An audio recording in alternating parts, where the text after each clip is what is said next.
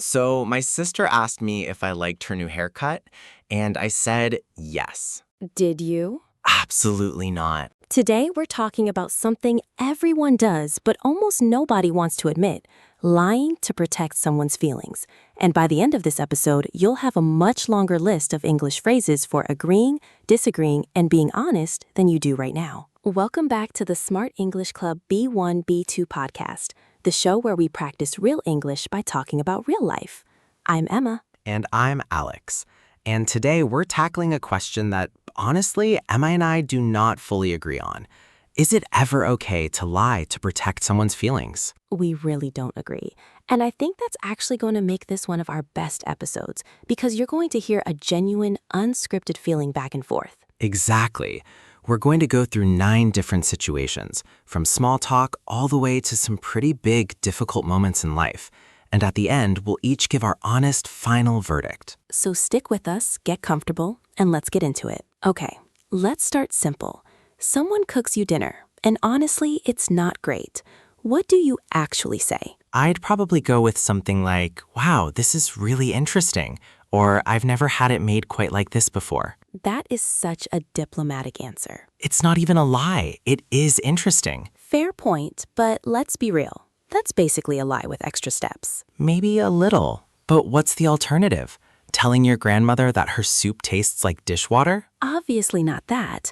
I just think there's a difference between being kind and actually lying, and I want us to be careful about where we draw that line. Okay, so where do you draw it? For me, if the truth wouldn't actually help the other person, it would only hurt them and there's no real benefit, then a small, harmless lie is completely fine. That's genuinely my honest opinion. I hear you, and I see where you're coming from. But I'd push back a little because I think people can handle a lot more honesty than we give them credit for. Maybe with strangers, sure. But with someone you actually love and someone who worked hard on that dinner, I don't know, Alex. That feels different to me. What about compliments in general, though? Like when someone gets a new haircut or buys new clothes and asks what you think. Oh, that's the classic one. Honestly, 90% of the time, people aren't really asking for your opinion. They're asking for reassurance. That's such a good point, actually. So the question itself isn't really about the haircut. Exactly. It's about how they're feeling that day, whether they feel confident, whether they made a good decision. So in that moment, saying something kind isn't dishonest in my opinion. It's just reading the room. Okay, reading the room. I like that phrase. That's understanding what a situation actually needs, even if nobody says it directly. All right, let's raise the stakes a bit. What about relationships? If your partner asks, do these jeans make me look bad? And they kind of do. Oh, that is a dangerous question. It really is. Honestly, in that exact moment, I don't think they're asking for a factual product review. I think, again, they're asking for reassurance, especially if they're getting ready to go somewhere and they're already a little nervous. I actually agree with you there, to be fair. But what happens when it's not about jeans? What happens when it's about something that actually matters, like their behavior or a habit that's genuinely hurting the relationship? Ooh, that's a completely different situation. Right? Because now staying quiet or telling a small lie just to keep the peace could actually cause real damage down the road. True. I think in that case, honesty matters so much more, even when it's uncomfortable, even when it might start an argument. A good partner should be able to tell you the truth when it really matters, not just when it's convenient. So it sounds like your rule is small stuff, be kind. Big stuff, be honest, no matter how hard that conversation is. Yeah, actually, when you say it back to me like that, that is exactly my role.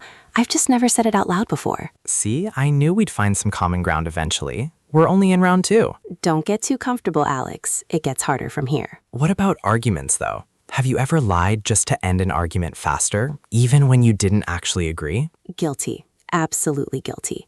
Sometimes you just say, okay, you're right, I'm sorry, because you're both exhausted, and it feels easier than actually resolving it. See, and I think that's actually a slippery slope, because if you do that enough times, resentment builds up underneath, even if the argument looks finished on the surface. That's fair. I'll admit that one doesn't hold up as well under pressure.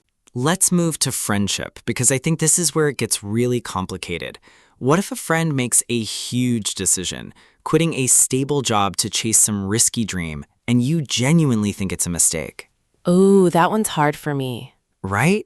because now silence or a polite little lie could actually cause real damage to someone's whole life, not just their feelings for an afternoon. True. I think in a case like that, honesty matters more than almost anything, even if it's uncomfortable, even if they get upset with you in the short term. A real friend should tell you the truth when the stakes are actually high. I completely agree. But here's my follow-up. How do you say something like that without sounding like you're just trying to crush their dream? Good question. I think it's less about hiding the truth and more about how you deliver it. Something like, I love your ambition and I want to support you, but can we talk through the risks together before you commit? That's honest, but it's not brutal. I like that. It's not lying, it's just choosing your words with care. Exactly. And honestly, I think that's the real answer to most of this episode. It's less about lying versus honesty and more about how carefully you deliver the truth. Hold that thought, because we're going to come back to that idea at the very end. But first, what about breakups? If a friend asks you, was I wrong for breaking up with him? And honestly, you think they were? Oh, that depends completely on the timing. Right after a breakup, I'm choosing comfort over brutal honesty every single time. That's not the moment for my personal opinion. Interesting. So timing changes the whole equation for you. Completely. A week later, once they've calmed down and they're asking for real advice, totally different conversation. And I'll be honest with them then. Let's talk about family now, because I think this might be the hardest category of all. What about aging parents or grandparents when it comes to their health or their independence? Oh, this one hits close to home for me. My grandfather insisted for years that he was completely fine to keep driving, and honestly, the whole family knew he wasn't anymore. That must have been so difficult. It really was. Nobody wanted to be the one to say it directly, so for a long time we all just avoided the subject. We told small lies like, the car's in the shop, or let me just drive you today, instead of having the real conversation. I think that's actually a perfect example of when a lie doesn't protect anyone. It just delays something that has to happen eventually, and it can even make things more dangerous in the meantime. Exactly. Eventually, my aunt sought him down and told him directly that it wasn't safe anymore, for him and for other people on the road. It was a hard conversation, but honestly, it needed to happen years earlier. I think with our parents and grandparents, we sometimes tell protective lies because we don't want to take away their independence or make them feel old or feel like a burden. Right, and that comes from a genuinely kind place. But I think avoiding the truth there can actually backfire because it takes the decision out of their hands completely instead of letting them be part of an honest conversation. That's such a mature way to look at it. So even when it's painful, you'd lean toward honesty with family, especially around safety. Every time. I think love and honesty aren't opposites. Real love sometimes means having the conversation nobody wants to have. I actually don't disagree with you there. Wait, are we agreeing again? We need to fix that for the ratings. Don't worry, round 5 is going to bring the disagreement back. Speaking of which, let's talk about kids. Do you think it's okay to lie to children? Like, the classic example, Santa Claus, the Tooth Fairy, that kind of thing? Honestly, I don't have a problem with that kind of lie at all. That's not really about deception. It's about imagination and childhood magic. I think most kids figure it out eventually anyway, and it doesn't damage the trust between parent and child. I agree with you on that one specifically. But what about bigger things? Like when a family goes through something difficult, a job loss, a serious illness, a divorce, and the parents tell the kids everything is fine when it clearly isn't. Now, that's a completely different situation, and honestly, that one worries me a lot more. Same here. Kids are incredibly perceptive. They can feel when something is wrong in the house, even if nobody says a single word about it. And when adults insist everything is fine while clearly acting stressed or upset, it can actually confuse children more than the truth would. That's such a good point. So what would you actually say instead if you don't want to lie, but you also don't want to overwhelm a young child with adult problems? I think it's about being honest at an age-appropriate level. Something like, things are a little hard right now, but we're working on it, and you are safe and you are loved. That's truthful, but it's not terrifying. I really like that framing. Honest but softened for the situation. Not a lie, just careful honesty. Exactly. And I think that's a much healthier habit to build, because kids who grow up being told half-truths their whole childhood often struggle to trust adults later on. That's a powerful point, actually. All right, I'm officially convinced on this one. Protecting kids from information is one thing. Straight up lying to them about something they can already sense is another thing entirely. Okay, let's shift gears completely. What about social media? Is posting a perfect, curated version of your life a form of lying? Ooh, that's a great question. And I actually go back and forth on this one myself. Same. Because on one hand, nobody's obligated to post their worst moments online for everyone to see. Right, that's completely fair. But on the other hand, when everyone only shares their highlight reel, the vacations, the promotions, the perfect relationships, it creates this false impression that everyone else's life is easier or better than yours. And that comparison can genuinely hurt people's mental health, especially young people scrolling for hours a day. Exactly. So is it lying technically? Maybe not directly. But I do think it's a kind of collective unspoken dishonesty, if that makes sense. Everyone quietly agreeing to only show the good parts. I like that phrase, collective dishonesty. I think you're right that it's not one single lie. It's more like thousands of small omissions adding up into something misleading. Right. And omission is interesting because it's not technically saying something false. It's just leaving out the hard parts. Do you think leaving something out counts as lying? Honestly, that's the toughest question you've asked me all episode. I'd say it depends on intent. If you're leaving something out to protect your own privacy, that seems reasonable to me. If you're leaving something out specifically to make people jealous or to seem better than you actually are, that crosses into something closer to dishonesty. I think that's a really fair distinction, actually. Intent matters a lot here. It really does. At the end of the day, though, I think the real skill is remembering as the viewer that you're only ever seeing someone's highlight reel, never the whole story. Let's bring this into the workplace too, because I think that's where I actually struggle with this the most. Oh, go on. If a coworker asks for honest feedback on a project and it's genuinely not good, what do you actually say? I think that's actually the one place where I lean toward full honesty, because the cost of a soft lie there is very real. Someone's work, someone's promotion, sometimes even someone's job. I agree completely, but you can still be kind about how you deliver it. Something like, this has a lot of potential, but I think we need to rework the second half before it goes to the client. That's honest, but it's not brutal. Yes, that's a perfect example. It's not lying, it's just choosing your words carefully and focusing on the work itself instead of the person. Exactly. And I think that's genuinely the real answer to almost everything we've talked about today. It's less about lying versus honesty and much more about how thoughtfully you deliver the truth. What about job interviews, though? Do you think it's ever okay to slightly stretch the truth to get a job you really want? Ooh, tricky. I think small exaggerations, like making your experience sound a bit more polished, are pretty normal and mostly harmless. But actually lying about your qualifications or claiming skills you don't have, that's going to catch up with you eventually, and it can seriously damage your reputation. Completely agree. There's a big difference between presenting yourself well and straight up deceiving someone who's about to trust you with real responsibility. Right. And honestly, trust is everything at work. Once people catch you in a real lie, even a small one, they start questioning everything else you've ever told them. That's such an important point. Trust is fragile. It takes years to build and about 5 seconds to destroy. It's interesting too because this whole conversation isn't the same in every culture.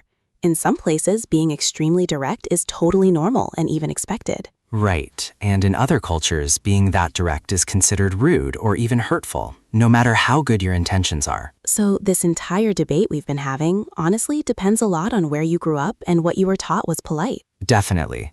I've read that in places like the Netherlands or Germany, for example, blunt honesty is actually seen as a form of respect.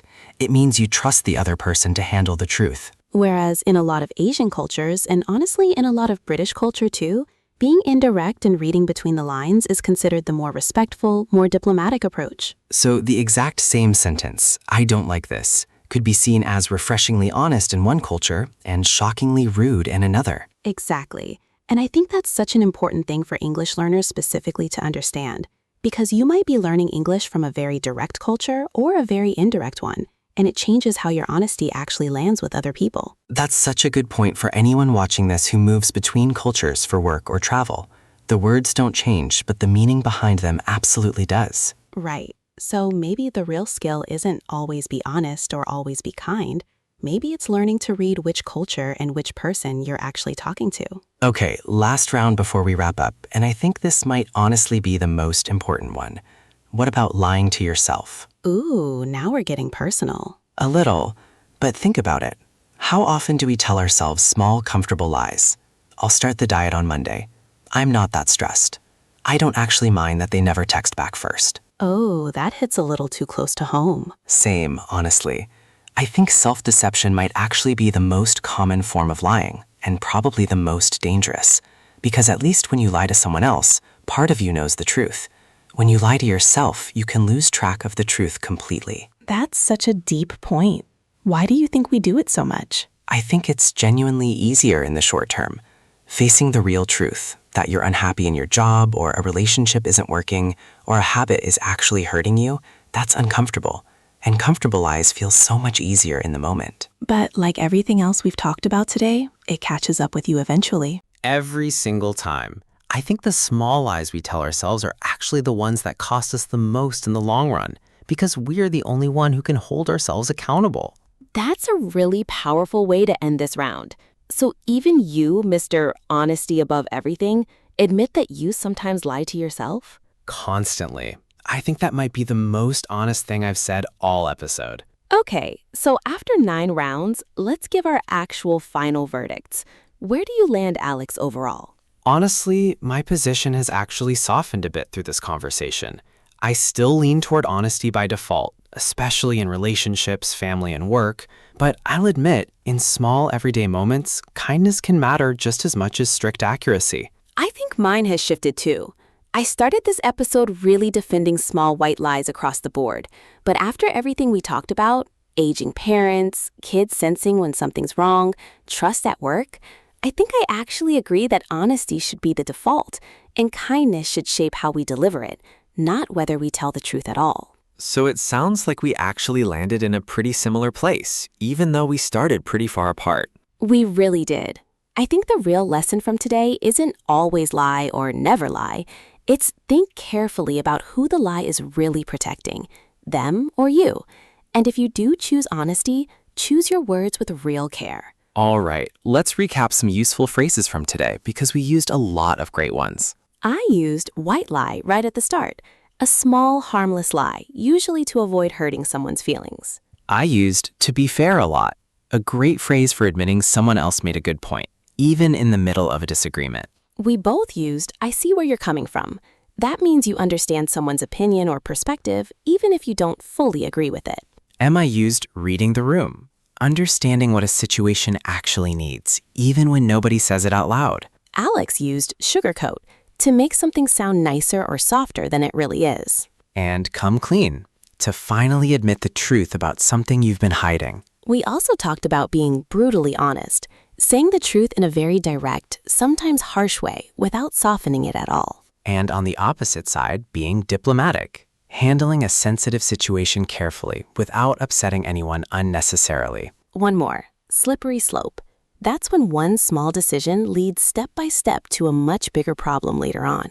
And finally, at the end of the day, a really natural way to introduce your final overall opinion in English after weighing everything. Try picking just one of these phrases and using it today in a real conversation, even a small one. So, what do you think? Is it ever okay to lie to protect someone's feelings? Comment your honest opinion below. We actually read every single one. And if you enjoyed this episode, subscribe for a new B1-B2 conversation, alternating with our A1-A2 series. See you in the next one. Bye, everyone.